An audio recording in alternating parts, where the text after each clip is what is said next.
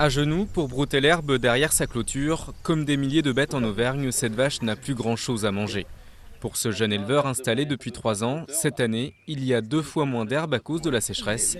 Un coup dur pour la profession, déjà durement touchée par les mauvais prix de vente de la viande. Tout s'accumule, les prix n'augmentent pas, rien, donc le courage, le moral, il en prend un coup, c'est obligé. Le but, c'était de gagner sa vie quand j'ai fait ça. C'est pas le cas aujourd'hui.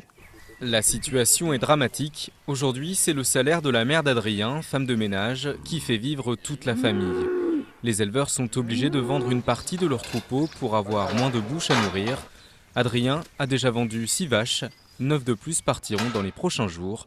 Dans les abattoirs, l'activité a augmenté d'environ 20%. À cause de la sécheresse, les éleveurs sont en grande difficulté ici. Et beaucoup d'entre eux n'hésitent pas à nous téléphoner pour nous demander de tuer des bêtes. Mais on ne peut pas satisfaire à toutes les demandes. Des abattoirs débordés et des éleveurs au bord du gouffre, un scénario catastrophe qui rappelle la grande sécheresse de 1976, en bien pire car les exploitations ont grandi.